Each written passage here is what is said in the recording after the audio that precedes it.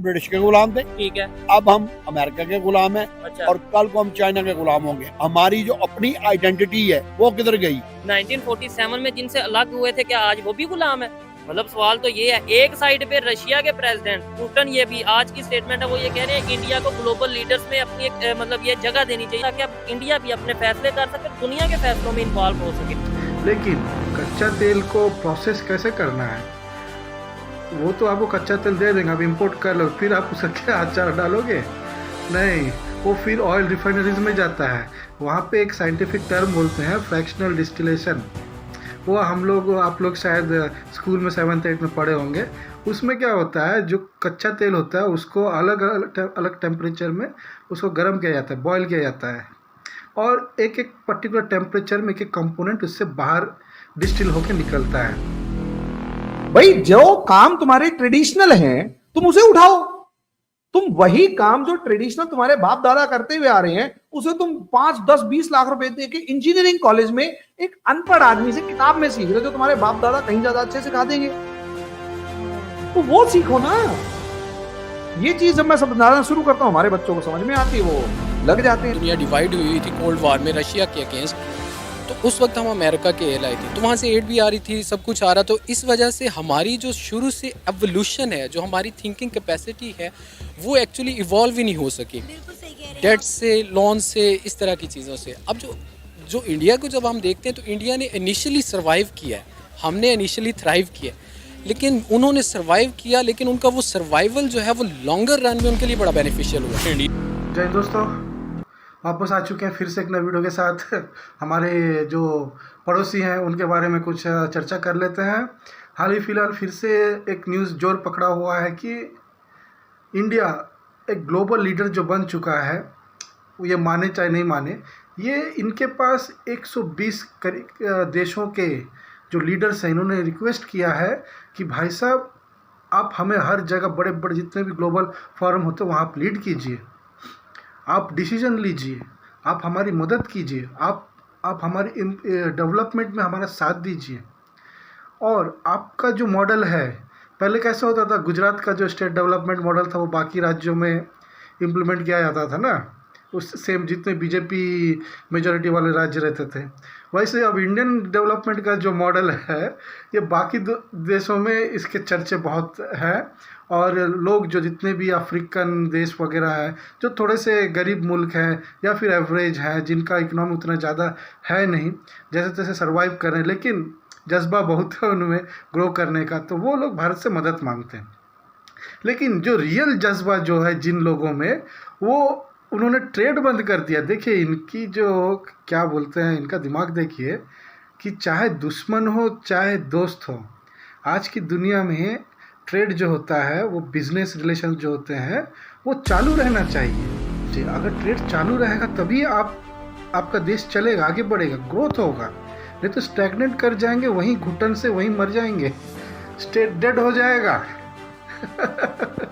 दोस्तों इनका रिएक्शन आप देखिए, लाइक कीजिए, शेयर कीजिए, सब्सक्राइब कीजिए और कमेंट करके बताइए कि आपको क्या अच्छा लगा, क्या बुरा लगा, ताकि हम और सुधार करने की कोशिश करेंगे। आगे देखिए। अगर उसी इंजीनियर को जो हमारे घर में पैदा हुआ है, भाई एक बात बताओ, हमारे यहाँ सिंपल एक फिलोसफी जिसे जाति व्यवस्था और ये सब चीजें कहते हैं, एक बात सिंपल सी, मैं तो बहुत सारे बच्चों को कह देता हूँ, बहुत सारे बच्चे, मैंने कम से कम 150 बच्चे ऐसे हैं जिनको उनके माँ बाप वाले काम में लगाए और आज के दिन वो कामयाब बिजनेसमैन है। मैंने उनसे पूछा कि भाई तू क्या करने आया? कि साहब मैं सरकारी नौकरी करूंगा। मैंने कितने की करेगा? भाई छोटी नौकरी 20-25 हजार, बड़ी नौकरी 1-1.25 लाख रुपए। मैंने पिताजी का किसका बिजनेस है? एक कहता है सर मेरा वो पिताजी बढ़ई है, लकड़ी का काम करते। मैंने कहा वेरी गुड। मैंने उसको बताया, मैंने कहा इस घर के मतलब इस ऑफिस में कितने का फर्नीचर लगा होगा? उसने कैलकुलेट करके दिखाया, सर इसमें कम से कम 1.5 करोड़ का फर्नीचर लगा है। मैंने कहा सोच, तेरे पिताजी अभी मजदूरी कर रहे हैं, लेकिन इस ऑफिस के 1.5 करोड़ के फर्नीचर को तूने देख के बता दिया कि अप्रोक्सीमेट इतने का फर्नीचर लगा है, इसका ठेका तुझे मिलता तो इसमें कितना बचा लेता? कहता सर 70 लाख रुपए। मैंने कहा 70 लाख रुपए में से 50 भी अगर बचाता, एक IAS ऑफिसर 50 लाख रुपए कितने साल में कवर करता? आप मानेंगे?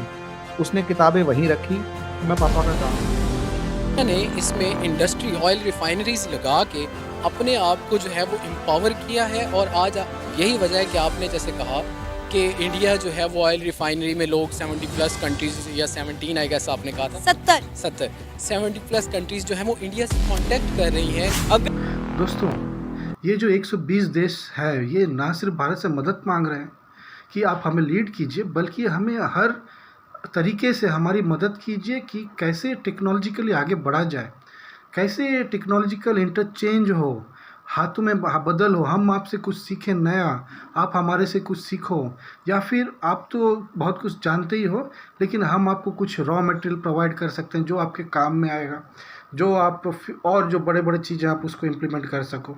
ये सब चीज़ दूसरे देश कह रहे हैं भारत से। और एक न्यूज़ ये बताता है कि करीब 70 से ज़्यादा देश भारत से ऑयल रिफाइनरीज की जो मशीनरी है वो मंगा रहे हैं, ताकि वो ये जो ऑयल रिफाइनरी का जो बिज़नेस है ये सिर्फ कच्चा तेल तक सीमित नहीं है। ये जो दूसरे देश जो ऑयल इंपोर्ट करते हैं, क्रूड ऑयल इंपोर्ट करते हैं ना, रशिया से, ईरान से वगैरह से, जहाँ सैंक्शन नहीं लगा है, अमेरिका के पास तो खुद बहुत बड़ा भंडार है, ठीक है, और पाकिस्तान के जो बलूचिस्तान में है भरे पड़े हुए हैं, ठीक। और जो सऊदी मतलब अरब कंट्रीज़ है, यहाँ पे तो आप कच्चा तेल तो भर उसी से उनकी इकोनॉमी मैक्सिमम चल रही है ना। लेकिन कच्चा तेल को प्रोसेस कैसे करना है, वो तो आपको कच्चा तेल दे देंगे, आप इंपोर्ट कर लो, फिर आप उसका क्या अचार डालोगे? नहीं, वो फिर ऑयल रिफाइनरीज में जाता है। वहाँ पे एक साइंटिफिक टर्म बोलते हैं फ्रैक्शनल डिस्टिलेशन, वो आप लोग शायद स्कूल में 7th-8th में पढ़े होंगे।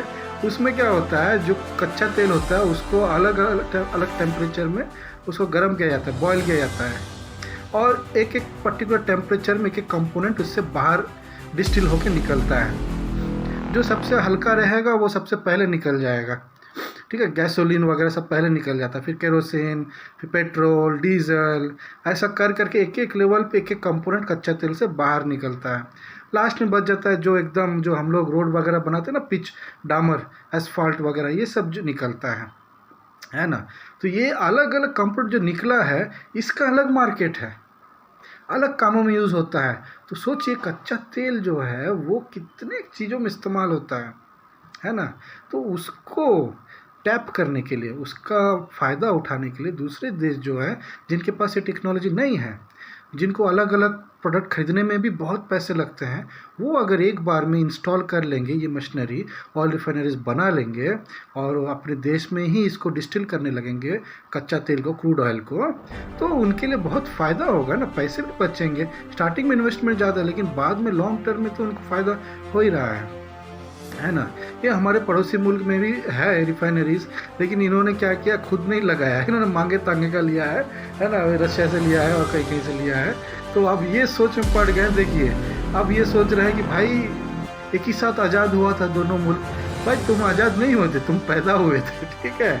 इनको कितनी बार समझाना पड़ेगा, एक ही साथ आज़ाद हुए थे, वो कहाँ चले गया। 1991 में लिबरलाइजेशन हो गया, उनके सरकार ने ग्लोबलाइजेशन सबके लिए दरवाज़ा खोल दिया, हम लोग 70 के दशक में ही है, ये सब फलाना ढिमका रंगत चल ही रहा है। आप भी मज़े लीजिए दोस्तों, लाइक कीजिए, शेयर कीजिए, कमेंट कीजिए, सब्सक्राइब बिल्कुल कर दीजिएगा दोस्तों, इससे थोड़ा सा प्रोत्साहन मिलेगा और हम भी थोड़ा ग्रो करेंगे। जय हिंद, जय भारत, वंदे मातरम।